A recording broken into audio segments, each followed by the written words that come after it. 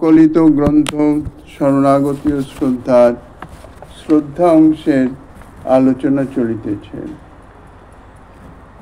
এখানে ভগবানের শরণাগতি ইতিপূর্বে বলা হয়েছে যে শরণাগতি হচ্ছে শ্রদ্ধার বিচার ভূমি। কতটা শ্রদ্ধা হয়েছে, শ্রদ্ধাটি যথার্থ সুদৃঢ় হয়েছে কিনা তাহার শরণাগতির সম্যক শরণাগতি বা শরণাগতির প্রকার হিসাবেই তাহা অনুভূত হয়। এই যে ভগবানের শরণাগতি, সেই শরণাগতিটি কি প্রকার, তাহার উত্তরে বলা হয়েছে যে সকল প্রকার কৃত্য পরিত্যাগ করে শরণাগত হওয়া, অর্থাৎ আমার যাহা কিছু করণীয়, যাহা কিছু কর্তব্য বলে আমার মনে হয় সেই সমস্ত কিছু ত্যাগ করে, অর্থাৎ আমার কিছু করণীয় কিছু কর্তব্য নাই, একমাত্র শ্রী ভগবৎ চরণে আমি শরণাগত। তিনি আমাকে যেভাবে চালাবেন, যাহা করাবেন তাহাই করিব। নিজের অন্তর থেকে এটি আমার করা উচিত, এটি আমার কর্তব্য, এ জাতীয় কোনো বুদ্ধি বা ভাবনা তাহা আভাস মনের মধ্যে থাকবে না। এখানে যে বলছেন সর্বত্মনা কৃষ্ণ এব সেব্য, সর্বভাবেই শ্রীকৃষ্ণই হচ্ছে আমার একমাত্র সেব্য তত্ত্ব। ভক্তির এবং সাধনং, আর আমার সাধন হইতেছে ভক্তি। এখানে কর্তমান্যদপি উপাস্য দিকমস্তি ভেদম, এই যে কর্তং পদের ভেদ অর্থ হতে পারে, সেই অর্থ অনুসারে আচার্যপাদ শ্রী মুকুন্দদাস গোস্বামী চরণ উপরোক্ত ব্যাখ্যা করে বলেছেন সর্বাত্মভাবে কৃষ্ণই সেব্য তত্ত্ব, ভক্তি সাধন তত্ত্ব, প্রেমই হচ্ছে পুরুষার্থ। এই প্রকার বুদ্ধি দ্বারা অন্য কোথাও উপাস্য উপাসনা ভাবনা থাকারূপ যে ভেদ তাহা পরিহার করে অনন্য কৃষ্ণনিষ্ঠ রূপ অনন্য শরণাগতি যার হয়, তিনি সকল অবস্থায় বেদাদি শাস্ত্রবিহিত নিষিদ্ধ যাবতীয় কর্মবন্ধন থেকে মুক্ত। সুতরাং ভগবানে একান্ত শরণাগত ভক্ত যে নিবৃত্তি ভূমির সুউচ্চ শিখরেই সুপ্রতিষ্ঠিত, এ বিষয়ে সন্দেহের কোনো অবকাশ নাই।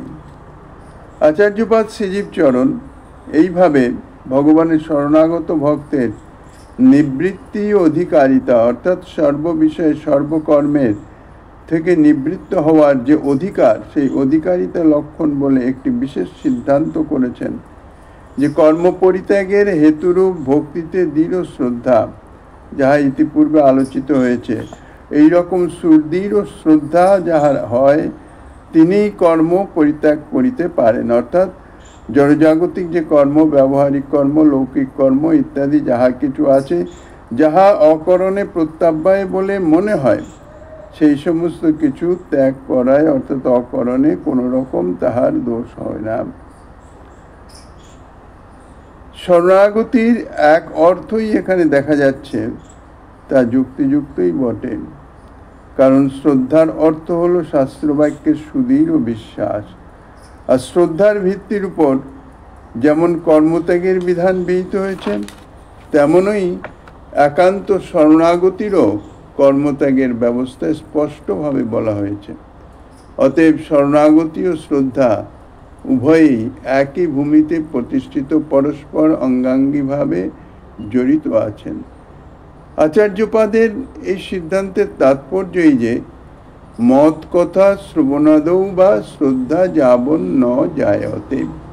কর্মত্যাগ সম্বন্ধে আচার্যপাদ বলেছেন যতদিন পর্যন্ত শ্রীহরি কথা, আমার কথা, শ্রী ভগবান নিজে বলছেন মত কথা শ্রবণাদৌ বা শ্রদ্ধা যাবন ন জায়তে, আমার কথা শ্রবণে দিতে যাহা যতদিন না যথার্থ শ্রদ্ধা জাত হয়, অর্থাৎ শ্রবণ অর্থাৎ ভগবত কথা শ্রবণ করে গেলাম তাহাই নয়, শ্রদ্ধা জাত হওয়ার অর্থ হচ্ছে সেই ভগবত কথা শ্রবণ, তৎসঙ্গে তাহা মনন এবং নিজ জীবনে তাহা কার্যে রূপান্তরিত করা।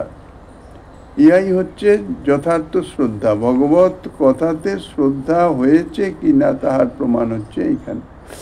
যতদিন পর্যন্ত শ্রীহরি কথা শ্রবণ কীর্তন দ্বারাই নিখিল পুরুষার্থ অনায়াসে লাভ হয়, এই বিশ্বাসটি সুদৃঢ় না হয় ততদিন পর্যন্ত বেদোক্ত অর্থাৎ শাস্ত্রের উক্ত যে নিত্য নৈমিত্তিক আদি যে সমস্ত কর্ম সম্বন্ধে যাহা শাস্ত্রে বর্ণিত আছে, বর্ণাশ্রম ধর্মবিহিত যে সমস্ত কর্ম শাস্ত্রে বর্ণিত আছে, সেই সমস্ত কর্ম তাহাকে করতে হবে, অকরণে প্রত্যাপায়। কিন্তু যদি শ্রী ভগবত কথা শ্রবণে অর্থাৎ ভগবত ভজনে তার সর্বসিদ্ধি হয়, অর্থাৎ তার কোনো রকম কর্তব্যের কোনো বাধ্যবাধকতা থাকে না, ভগবত ভজনের দ্বারাই নিখিল পুরুষার্থ অনায়াসে লাভ হয়ে যায়, এই বিশ্বাসটি সুদৃঢ়ভাবে না হয়, এই সুদৃঢ় বিশ্বাসের নামই হচ্ছে শ্রদ্ধা। অর্থাৎ ওই প্রকার শ্রদ্ধার উদয় হলে তখন সকল কর্মই পরিত্যাগ করবে, অর্থাৎ দেহযাত্রা নির্বাহের নিমিত্তও কোনো কর্ম করবার আর অপেক্ষা নাই। যাহা কিছু করণীয়, যাহা কিছু করবে সে সব ভগবত ভজনার্থে। এখানে শ্রদ্ধাকেই সর্বকর্ম ত্যাগের হেতুরূপে উল্লেখ করা হয়েছে। আবার শ্রী করভাজনোক্ত শ্লোকে শ্রী করভাজন ঋষি নিমি মহারাজের সভায় বলেছেন, সর্বাত্মনা যহ শরণং শরণ্যম। একান্তভাবে শ্রী হরিচরণের শরণাগত জনের পক্ষে কর্মত্যাগের ব্যবস্থা দেখা আছে। অর্থাৎ শ্রী করভাজন ঋষি তিনি বলছেন যে একান্তভাবে যিনি শ্রী হরিচরণের শরণাগত হয়েছেন তিনি সর্বপ্রকার কর্মত্যাগ করিতে পারেন, তাহাতে কোনো অপরাধ বা কোনো রকম প্রত্যাপায় হবে না। অতএব শরণাগতি ও শ্রদ্ধার এক কার্যকারিতা আছে বলে শ্রদ্ধা ও শরণাগতির তাৎপর্য একই বুঝতে হবে। সুতরাং শ্রদ্ধা ও শরণাগতি শব্দ দুটি, কিন্তু দুটো শব্দের অর্থ একই। কিভাবে তা সম্ভব তার আরও স্পষ্ট ব্যাখ্যা দিচ্ছেন, শ্রদ্ধাহি শাস্ত্রার্থ বিশ্বাস। শ্রদ্ধাই হচ্ছেন শাস্ত্রবাক্যে নিশ্চিত বিশ্বাস, আর শাস্ত্রঞ্চ তদ শরণস্য ভয়ং তৎশরণ্য শ্যা ভয়ং বদতি। আর শাস্ত্রে কি বলছেন ভগবানের আশ্রয় না নেওয়া পর্যন্ত আপনি যেখানেই যান, যেখানেই থাকুন, ভয় আপনার পিছনে ধাওয়া করবেই। এ একেবারে ধ্রুব সত্য কথা। কাজেই যতক্ষণ না ভগবানের সর্বতভাবে আশ্রয় নেওয়া হচ্ছে ততক্ষণ পর্যন্ত যেখানে যে অবস্থায় থাকা হোক না কেন, পিছনে যে ভয় দ্বিতীয় অভিনিবেশম, এই সেই ভয়টি থাকবেই।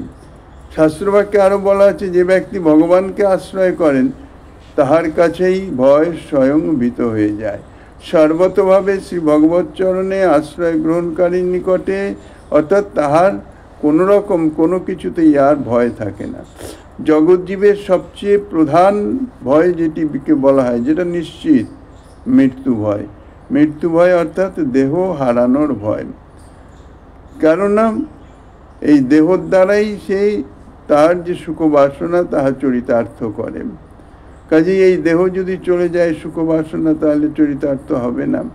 এই জন্যে মৃত্যুকে সকলেই ভয় পায়। কিন্তু যিনি সর্বতভাবে শ্রী গোবিন্দচরণের শরণাগত হয়েছেন তাহার তো দেহ ইন্দ্রিয় আদি সুখের কোনো বাসনার লেশাবাস থাকে না। কাজেই তিনি তো ভগবত চরণে আশ্রিত, ভগবত ভজনে রত, ভগবত ইচ্ছায় তাহার সমস্ত কিছু চলিতেছে। কাজেই সেখানে ভয়ের কোনো প্রশ্নই নাই, কেননা স্বয়ং ভয় যাহাকে দেখে ভয় প্রাপ্ত হন সেই স্বয়ং অভয়দাতার তাঁর চরণেই শরণাগত। তাহলে মোটামুটি অর্থ দাঁড়াচ্ছে এই যে ব্যক্তি শাস্ত্রবাক্যে নিশ্চিত বিশ্বাস করবে, শাস্ত্রে যাহা বর্ণিত হয়েছে তাহাতে বিশ্বাসটি হবে নিশ্চিত, কোনো রকম সংশয়ে শঙ্কিত নহে, সংশয়াকুল নহে।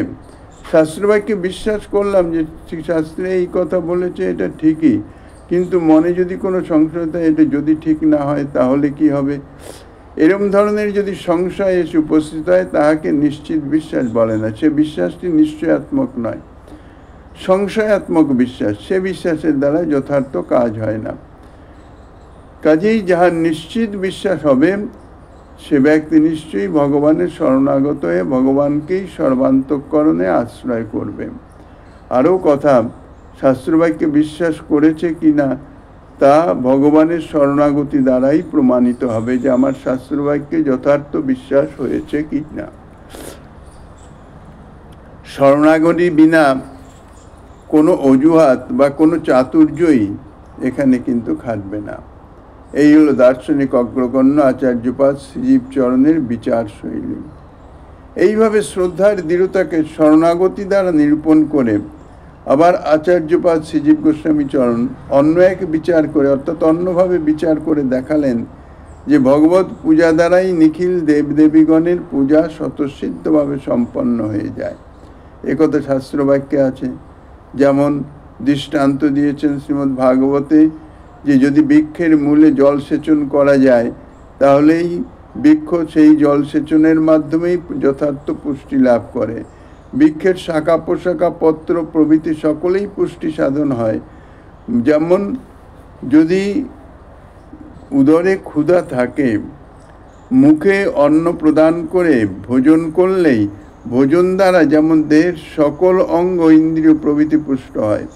ক্ষুধার্ত ব্যক্তি যদি 2 দিন 3 দিন তার ভোজন না প্রাপ্ত হয় তাহলে সে যেমন দুর্বল ক্ষীণ ও কলেবর হয়ে যায়, আবার সেই তাহার সর্বাঙ্গে এই ক্ষীণতা দূরীকরণের নিমিত্ত তাহার শরীরে ভোজন প্রয়োজন, কিন্তু ভোজনটি অন্যান্য অঙ্গে প্রদান করলে তাহার দ্বারা কোনো ফল হবে না। একমাত্র মুখের দ্বারাই অর্থাৎ ভোজন করলে সেই ভোজ্যবস্তু উদরে প্রবিষ্ট হয়ে গিয়ে তাহা সমস্ত শরীরে পুষ্টি বিধান করে। ঠিক সেই রকম নিখিল পূজ্যবর্গ যারা, অর্থাৎ বিভিন্ন দেব দেবী যাহা কিছু যাহারা পূজা প্রাপ্তির নিমিত্ত অর্থাৎ যোগ্য পূজা প্রাপ্ত হন, তাহাদের সকলের মূলে হচ্ছেন শ্রীহরি। শ্রীহরি পূজা দ্বারা সকল পূজ্যবর্গের অর্থাৎ যারা পূজার যোগ্য সেই সমস্ত সকলেরই পূজা সাধিত হয়ে যায় যদি একমাত্র শ্রীহরির পূজা করা হয়। দেবদেবীগণের পৃথক পৃথকভাবে আর পূজার কোনো আবশ্যক হয় না, কেননা সকল দেবদেবীগণ সকলেই হচ্ছেন শ্রীহরির বিভূতি স্বরূপ। শ্রীহরি পূজা দ্বারাই দেবদেবীগণের পূজা যদি সম্পন্ন হয়ে যায়, তথাপি আবার যদি তাদের পূজা করা হয় তাহলে তা হবে দ্বিতীয়বার পুনরায় পূজা করা, সুতরাং তার আবশ্যকতা নাই। যদি মনে না ধরে যে হরির পূজা তো করছি, দেবতাদের পূজা বাকি আছে, যদি দেবতারা অসন্তুষ্ট হন, এই ভাবনা থাকা মনেই হচ্ছে আপনার শাস্ত্রবাক্যে যথার্থ বিশ্বাস হয় নাই। শাস্ত্রবাক্যে যে বিশ্বাস নেই তার প্রমাণই হচ্ছে এইটা যে শ্রীহরির পূজা করেছি কিন্তু অন্যান্য দেবদেবীগণের পূজা বাকি আছে, সেটাও করা উচিত। ভোজনের পর যেমন কেহ অন্ন আবার সর্বাঙ্গে লেপন করার প্রয়োজন বোধ করেন না, গাছের গোড়ায় জল দিলে আবার শাখা প্রশাখায় পাতায় পাতায় জল দেওয়ার অপেক্ষা থাকে না। যদি মনে করা হয় যে পাতায় পাতায় জল না দিলে গাছ রক্ষা হবে না, এরকম যদি ভাবনা হয় তাহলে তাহা বৃথা। যেমন এটি কেউ ভাবে না গাছের গোড়াতেই জল দেয় গাছের সর্ববিধ পুষ্টি লাভের নিমিত্ত, তেমনি শাস্ত্রবাক্য যদি দৃঢ় বিশ্বাস যার হয়েছেন সেই ব্যক্তি শ্রীহরির পূজা দ্বারাই সকলের পূজা করলাম এই ভাবনা দৃঢ় হয়, তাহার মনে কোনো সন্দেহের অবকাশ নাই, কোনো সংশয়ও নাই। অর্থাৎ শ্রীহরির পূজা করলাম ইহাতেই সমস্ত দেবদেবতা সকলেই যাহারা পূজ্যবর্গ সকলেই সন্তুষ্ট প্রীত হয়েছেন, ইহাই তাহার অন্তরের দৃঢ় বিশ্বাস। এই ভাবনাটি তাহার মনে দৃঢ়ভাবে বিরাজ করে, কোনো রকম সংশয়ের আভাস নাই। আর কোনো পূজা বাকি আছে বলে তার কখনো মনেই হয় না। তাহলে পৃথক পৃথক দেবারাধনার প্রবৃত্তি দ্বারা প্রমাণ হয় যে শাস্ত্রবাক্যে যথার্থ বিশ্বাস হয় নাই। আর শাস্ত্রবাক্যে যথার্থ বিশ্বাস হয় নাই মানে যথার্থ ভগবানের শরণাগত হওয়া যায় নাই। ভগবানের শ্রদ্ধা না থাকা এ বিষয়ে কোনো দ্বিমত নাই, অর্থাৎ ভগবানের যথার্থ শ্রদ্ধা হয় নাই। তবে আচার্যবাদ এ ব্যাপারে কিছু বিশেষ বলেছেন যে তদীয় বুদ্ধিতে অর্থাৎ দেবদেবীগণ শ্রী ভগবানেরই বিভূতি, ভগবানেরই শক্তি, এই ভাবনা দ্বারা যে কোনো দেবদেবীর পূজায় দোষ আসে না, সে পূজা বৈধ হয়, যদি এইভাবে ভাবনা করা হয়। যেমন কোনো রাজা কোনো কর্মের নিমিত্ত তার কোনো দূত কোথাও পাঠালেন কারোর নিকটে, তিনি সেই দূতকে সেই রাজারই দূত হিসাবে যদি যথাবিধ সম্মান ইত্যাদি করেন, তাতে কোনো দোষ হয় না। কিন্তু যদি স্বতন্ত্রভাবে করতে যান তাহলে কিন্তু দোষ এসে যাবে, অর্থাৎ রাজার প্রতি অনাদর বুদ্ধি এসে যাবে। যেমন ভগবানের পূজার পর তাহার ভক্তগণের পূজার বিধান আছে। ভগবানের প্রসন্নতার জন্যে এও সেরকম জানতে হবে যে ভগবানের পূজা করার পর অন্যান্য দেবদেবীগণের পূজা করা যেতে পারে। অন্যান্য দেবদেবীগণ সকলেই ভগবানের ভক্ত বা ভগবানের বিভূতি, এই জ্ঞানে এই রকম ভেবে তাহার অভ্যর্থনা পূজা অর্চনা করা যেতে পারে। কিন্তু যদি মিশ্র বুদ্ধিতে পূজা করেন, যে কৃষ্ণই বলো আর চণ্ডীই বলো, বাবা সব একই, যাকে হোক ধরলেই হলো, যদি এই ভাবনা হয়, অর্থাৎ সব একই যদি মনে করা হয়, তাহলে কিন্তু এই ভাবনাকে গীতাশাস্ত্র অত্যন্ত দূষিত ভাবনা বলেছেন। শ্রী ভগবান গীতাতে বলেছেন যে অহংই সর্বযজ্ঞানাং ভোক্তা চ প্রভুরেব চ ন তু মামভিজানন্তি তত্ত্বে নাতশ্চবন্তিতে। ভগবানে এবং অন্যান্য সকল দেবদেবীকে এক আসনে বসিয়ে দেওয়া, অর্থাৎ একই মনে করা, ইহা হচ্ছে মারাত্মক অপরাধ। ভগবান এই বাক্যে বলেছেন যে আমি সকলের প্রভু, সকল যজ্ঞের ভোক্তা এবং ফলদাতা, মানে আমার স্বীকৃতি ছাড়া কেউ কিছু পাবে না, কেউ কিছু পেতে পারে না। এটা যারা তত্ত্বত জানে না, দেবতাগণের যাজন দ্বারাও তাহারা চ্যুত হয়ে যায়, অর্থাৎ জন্ম মৃত্যুর কবল থেকে তাহারা কখনো রক্ষা পায় না।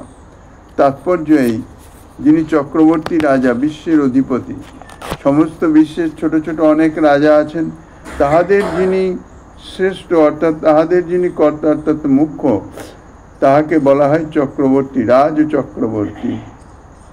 সমস্ত রাজাদের যিনি রাজা, তাকে আর তার শাসিত কোনো ক্ষুদ্র রাজাকে বা তার আজ্ঞাধীন কোনো রাজকর্মচারীকে একই আসনে যদি বসানো যায়, তাহলে যেমন তাহাতে চক্রবর্তী রাজার গুরুতর অসম্মান করা হয়, অপমান করা হয়, তেমনই ব্রহ্মাদি দেবতাগণ, দুর্গাদি দেবীগণ, যারা সেই সর্বেশ্বর শ্রীকৃষ্ণের দাস দাসী, অর্থাৎ তাহারই অনুগত, সকলেই যে শ্রীকৃষ্ণের পাদপদ্ম হৃদয়ে ধ্যান করেন, তাদের সাথে তাদের সেব্য ভগবানে যদি সমবুদ্ধি করা হয়, তাহলে তাহা সেই যে বুদ্ধি, সেই বুদ্ধিকে শাস্ত্রে বলে পাষণ্ড বুদ্ধি। অতএব দেবদেবীর স্বতন্ত্র ঈশ্বর বা ঈশ্বরী জ্ঞানে পূজা করাই হচ্ছে শাস্ত্র বিরোধী। কিন্তু যদি ভগবানের ভক্ত বা ভগবত বিভূতি এই জ্ঞানে যদি পূজা করা যায়, তাহলে তাহাতে কোনো দোষণীয় হয় না, অর্থাৎ প্রকারান্তরে অবৈধভাবে তাহা ভগবত পূজাতেই পর্যবসিত হয়ে যায়। আচার্যপাদ শ্রীজীবচরণ এইভাবে ভগবানের ঐকান্তিক নিষ্ঠাকে জানাতে এবং শ্রদ্ধার প্রকৃত তাৎপর্য, তার যথার্থ স্বরূপকে বোঝাতে এই সকল বিচারের অবতারণা করেছেন। বাস্তবিক পক্ষে আমরা শাস্ত্রবাক্যকে হৃদয়ে দিয়ে সর্বান্তকরণে বিশ্বাস করি কি না, বা কতখানি বিশ্বাস করি, তাহা এই বিচার দ্বারাই আমরা অনুভব করতে পারব, জানতে পারব। সুতরাং শাস্ত্রোক্ত সিদ্ধান্ত বা বাক্যে বিশ্বাস ব্যতীত কখনোই অনন্য ভক্তিতে প্রবেশ করা যাবে না। এই অনন্য ভক্তির ভিত্তি হচ্ছে ভগবানে একান্ত শরণাগতি। আচার্যপাদ শ্রীজীবচরণ গীতোক্ত উপসংহার বাক্যে কথিত শরণাগতি শ্লোকের উল্লেখ করে জানিয়েছেন যে শরণাগত ও শাস্ত্রবাক্যে দৃঢ় বিশ্বাসী শ্রদ্ধালু ব্যক্তি কর্মসীমার ঊর্ধ্বেই অবস্থিতি করেন। এছাড়া এখানে এটাও জানানো হলো যে ভক্তির আরম্ভেই কর্মের সর্বত ত্যাগ যুক্তিযুক্ত, যেহেতু সর্বধর্মান পরিত্যাজ্য মামেকং শরণং ব্রজ, শ্রী ভগবান গীতার শেষেই এই কথা বলেছেন। এই বাক্যে যে সর্বধর্ম সর্বকর্ম ত্যাগের কথা বলা হয়েছে, এখানে ক্রিয়ার সাথে এই উপসর্গ পরিত্যাজ্য, এই উপসর্গ যোজনার দ্বারা জানানো হয়েছে যে কেবল কর্মফল ত্যাগই নয়, স্বরূপত কর্মের অনুষ্ঠান পর্যন্ত ত্যাগ, অর্থাৎ কর্ম না করা, সেই কথাই বলা হয়েছে। শুদ্ধা ভক্তি যারা পেতে ইচ্ছা করবেন তাদের বর্ণচিত নিত্য নৈমিত্তিকাদি যাবতীয় কর্মই ত্যাগ করতে হবে। এটাই হচ্ছে শাস্ত্রের মৌলিক বিধান। তা নাহলে তাহাদের ভক্তি শুদ্ধ হবে না, মিশ্র ভক্তি হয়ে যাবে। আচার্যপাদ আরও প্রমাণ দিয়েছেন যে শ্রদ্ধান্বিত দৃঢ় বিশ্বাসযুক্ত হৃদয়ে যারা ভজন পথে চলেন তাদের যদি ভক্তিতে কিছু বিঘ্ন এসে উপস্থিত হয়েও যায় তাহলেও তাদের কোনো প্রকার অনুতাপ করা উচিত নয়। ভক্তিতে বিঘ্ন হলে হয়তো কেহ ভাবতে পারেন কর্মত্যাগ না করলেই ভালো হতো, এই কর্মত্যাগের জন্যই আমার ভক্তিতে বিঘ্ন হলো, পূর্বে যেমন ছিলাম সেটাই ভালো ছিল, সেইভাবে থাকলেই হয়তো ভালো হতো। এই প্রকার যে অনুতাপ কারো কারো এসে যান, যাদের এই ভক্তিতে যথার্থ শ্রদ্ধায় যথার্থতা আসে নাই, অর্থাৎ সুদৃঢ় ভাব আসে নাই। কারণ স্বধর্ম দ্বারা এমন কোনো পুরুষার্থই লাভ করা যায় না যার দ্বারা মায়ামোহ অতিক্রম করা যেতে পারে। স্বধর্ম আচরণে বিষ্ণু ভক্তি হয়, শাস্ত্রে কথা বলা হয়েছে ঠিকই, কিন্তু সেটি যথার্থ স্বধর্ম ঠিক মতো করলে ধীরে ধীরে গিয়ে বিষ্ণু ভক্তি হয়। তখন সে স্বধর্ম অর্থাৎ বর্ণাশ্রম ধর্ম ইত্যাদি সমস্ত কিছু ত্যাগ করে একান্তভাবে ভগবত ভজনে রত হতে পারেন।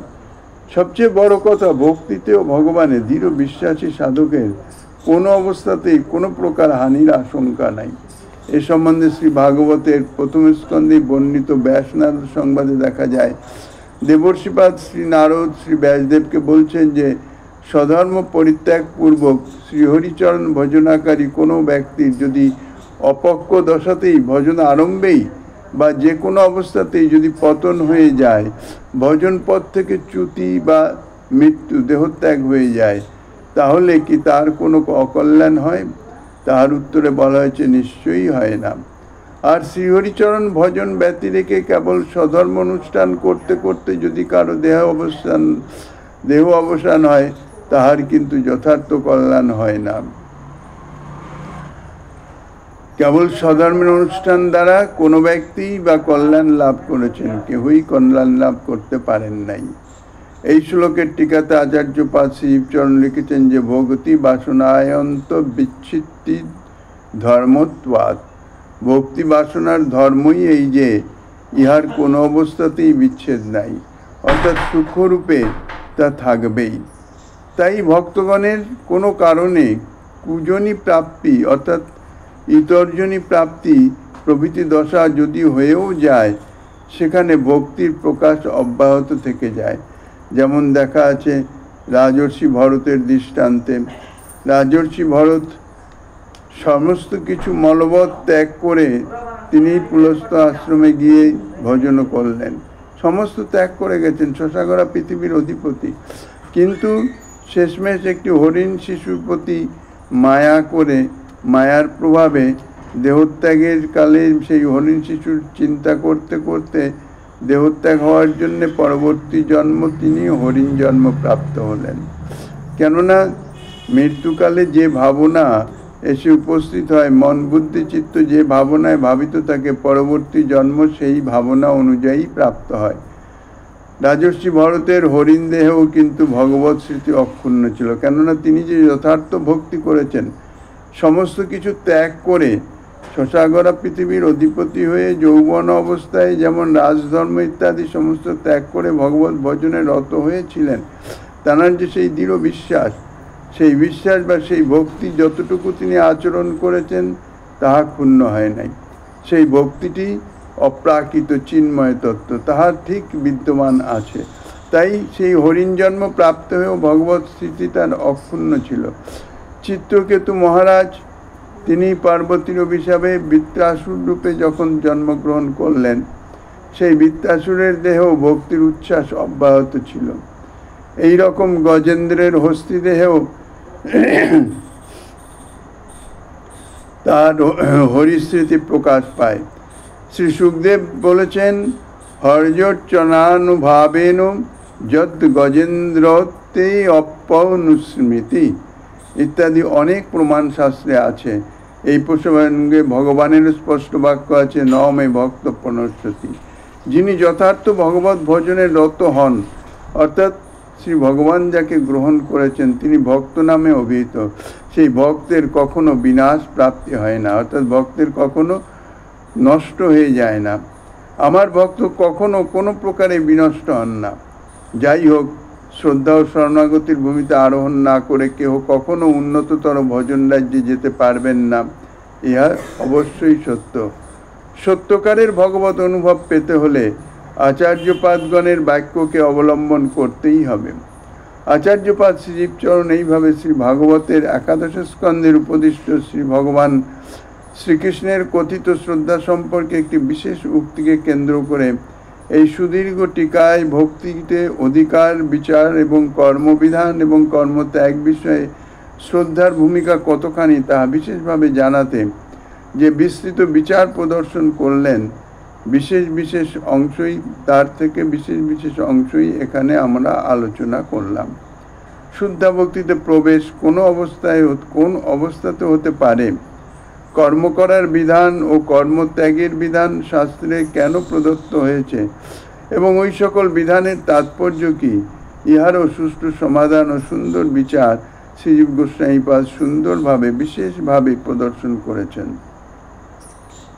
শ্রদ্ধা ও শরণাগতির উপরেই যে সব কিছু নির্ভর করে তার ব্যাখ্যায় তা সুস্পষ্ট রূপে জানা যায়।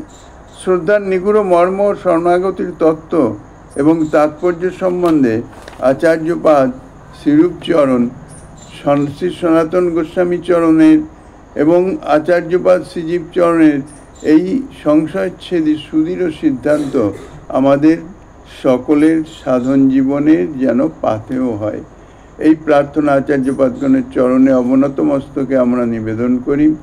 প্রভুর যে উক্তিকে কেন্দ্র করে আমরা এই প্রবন্ধের সূত্রপাত করেছিলাম, শ্রদ্ধাবান জন হয় ভক্তে অধিকারী এবং শ্রদ্ধা শব্দে বিশ্বাস কহে সুদৃঢ় নিশ্চয়, উক্ত বাক্যের মর্ম উদ্ঘাটনে প্রবৃত্ত হয়ে যে সকল শাস্ত্রবাক্য আচার্যপাদগণের বাক্য, বিশেষত ছিল শ্রীরূপ গোস্বামীপাদকৃত শ্রী ভক্তিরসামৃত সিন্ধুতে এবং আচার্যপাদ শ্রীমৎ জীবচরণ গোস্বামী চরণের কৃত শ্রী ভক্তি সন্দর্ভে ও কুমসন্দর্ভ টিকায় লিখিত শ্রদ্ধা ও শরণাগতি সম্পর্কিত সূক্ষ্মাতিসূক্ষ্ম দার্শনিক বিচারের দ্বারা শাস্ত্রীয় প্রমাণের ভিত্তিতে যে সকল গাম্ভীর্যমণ্ডিত তাৎপর্যপূর্ণ সিদ্ধান্ত প্রদর্শিত হয়েছে তা আমরা এই প্রবন্ধে যথাসম্ভব উপস্থিত করতে প্রয়াস করেছি, যাতে শ্রদ্ধা ও শরণাগতিকে তাত্ত্বিক দৃষ্টিকোণ থেকে আমরা বুঝতে পারি, অনুভব করতে পারি।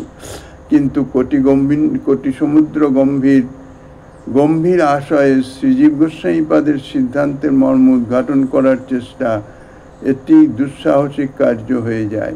তথাপি তাহার শ্রীচরণ কমলের রক্তকণিকার কৃপা মাত্রকে নির্ভর করে কেবল প্রয়াস মাত্রই করা হয়েছে, কারণ গৌড়ীয় বৈষ্ণবগণের নির্ণীত ভজন বস্তুটা আজও বৃহত্তর জনসমাজে তত ব্যাপকভাবে প্রচারিত না থাকায় কতিপয় বিশেষ ভজনশীল বৈষ্ণব যারা গোস্বামী সিদ্ধান্ত জানতে অতিশয় ব্যগ্র, তাদের আদেশ এবং একান্ত আগ্রহে অযোগ্য হলেও এই দুরূহ কার্যে মাদৃশ জীবকে প্রবৃত্ত হতে হয়েছে।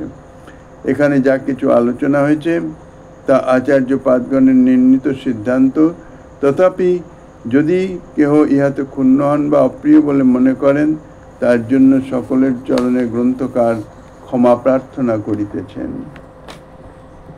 এরপর শরণাগতির উপসংহার যাহা বলা হবে, শ্রীমন মহাপ্রভু